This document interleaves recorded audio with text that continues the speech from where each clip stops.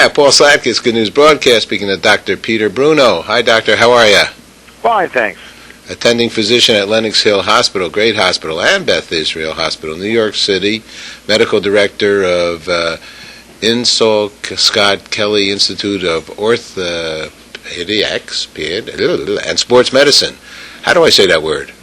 Orthopedics. Orthopedics, okay. Geez, it spells differently than I say it, or maybe I just can't Dr. make it. Insall was British, and that's the way they spell it over there. Oh, okay. Now I know. Jolly good. Thank you. It's time to spring into action. March is National Nutrition Month, and well, you're a well-known guy here. So what should we be doing here? Well, we're using March as National Nutrition Month as sort of a springboard to tell people that they should start their spring training programs here. And even though you're not a professional athlete, you can Wait a second. Is that me you're talking about? No, I am a professional. No, I'm just kidding. Go on. I'm just kidding. Even though most of your viewers and our listeners are not professional athletes, they can benefit from the same kind of spring training. So the athletes have doctors, nutritionists, and trainers, but really if we get out there and just follow a simple program of proper exercise, healthy lifestyle, and then good nutrition for the body and the joints, we can stay healthy, especially in terms of the joints and avoiding a lot of the aches and soreness and stuff that you get from doing too much with the joints. Okay. If I get paid for not playing sometimes, does that mean I'm a professional still? Okay. I took about 3 laps around the Great Lawn this morning. Was that good? That's as long as that's not the first day you've ever done it. That's terrific. And it's not. So what are some good things we can do? Okay, so proper exercise means starting out not too much, not too soon. Low impact in terms of the joints is better than high impact. So really exercises like brisk walking, bicycling, at the gym, the elliptical machine are probably good things. Running, if you don't really care, the other sports are a little less impact than the running is on your knee. But if you like to run, just wear good sneakers, well-cushioned sneakers. Better to run on treadmills or grass or things like that. Worse to run on surfaces like concrete. And so you want to try to fit that into your lifestyle. You know, I have a little baby torn cartilage in my knee, right? Mm-hmm. And I went over to your hospital, Lenox Hill, Dr. Nicholas. Stephen Nicholas? Yep. Long time ago, right? And he told me not to do anything. And I didn't do anything, and I didn't go for the surgeries or any of that stuff. And it's just every once in a while it kicks in a little bit, but not too bad. And I just progressed in that manner. Was that a good idea? Torn meniscus never gets better. Okay, the cartilage just never heals. But if it doesn't bother you, doesn't cause pain, there's no evidence that that particular kind of injury goes on and increases your incidence of arthritis, like a torn ACL or something like that. So if you have pain, the arthroscopy, the surgery is like very quick and simple and easy. But if you're doing well with it, there's no reason you have to have surgery for that. I got 20 years on it. Now, one of the reasons I went around the Great Lawn today, is that I started a lose weight program. They even brought a scale down into my office here. Okay, and a lot of people are on taking some weight loss considerations here. So you got to be smart though with nutrition, right? I mean, you need to not be off the charts, right? You need to know what you're doing. Right. So both ends. Overweight is bad. More than 10 pounds overweight puts a lot of stress and strain on your joints, and it's worse. On the other hand, if you're the other side of the coin where you're sort of, extremely thin and don't eat anything, you can get osteoporosis or thinning of the bones, and that's not too good either. But you really want to watch the weight and your diet. And specifically then, besides the weight, diet for the joints to keep them well lubricated would be a low-fat, low-carbohydrate diet, lots of fruits, vegetables, and water. Water is very good at keeping your joints lubricated. They tend to get dehydrated, then they get a little more sticky, so to speak, and you can rub the cartilage and get more injuries. So I think that the diet is important.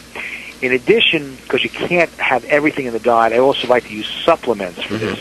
Glucosamine, chondroitin sulfate, which is just, again, one other healthy choice under this whole umbrella of diet, exercise, and healthy lifestyle. The glucosamine actually strengthens and will start to rebuild the joint. The chondroitin sulfate is actually a lubricant, will lubricate and sort of cushion your knees.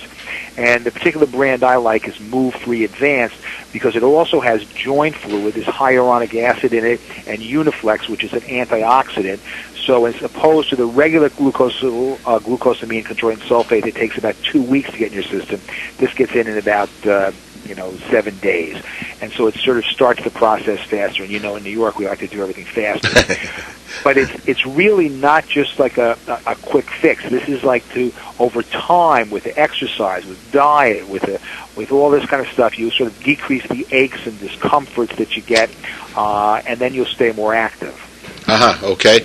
Supplements, in this case, well, tell us a little more. I mean, so how is a supplement made? I mean, how do they get is it from the plants, or what is glucosamine and chondroitin? What actually is it?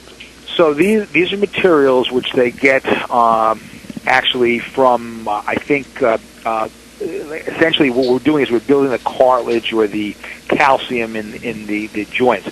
So these come from shellfish, the shells of the shellfish, the material that's in there. And basically there's a combination of things in there that actually, when it's absorbed through the blood, gets into the joint and then causes more lubrication, more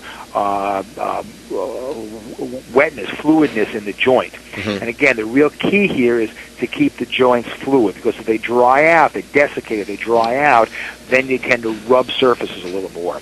And the cartilage is sort of like the Teflon in a non-stick frying pan.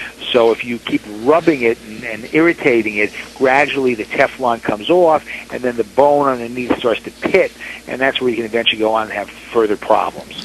So we sort of want to avoid that. Drinking STP might not help also, right?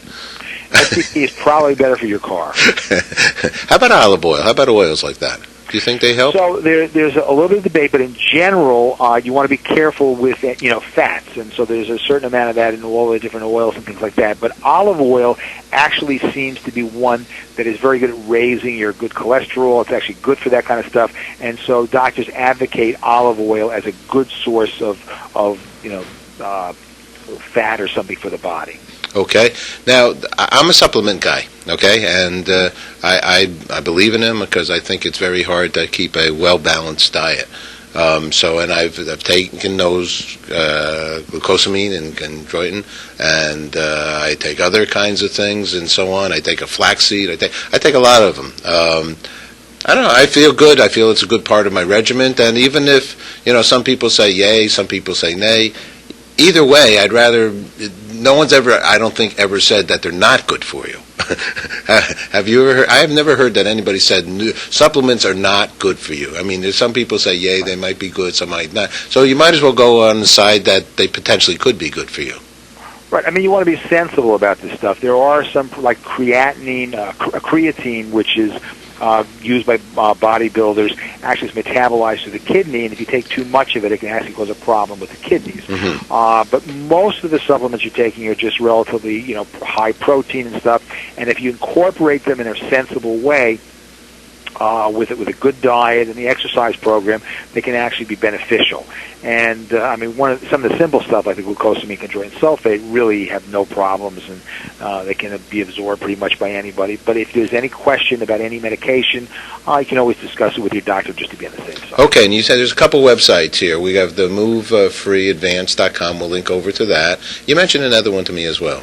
So the American College of Sports Medicine has this site, acsm.org, O-R-G, and they have information about the exercise program and diets and also supplementations and things like that. Okay. He's the internist also for the Knicks, the Yankees, the Liberty. This is no serious fooling around guy. All right, doctor. Thank you so much. I appreciate it. My pleasure. Thank you. All righty. Bye-bye.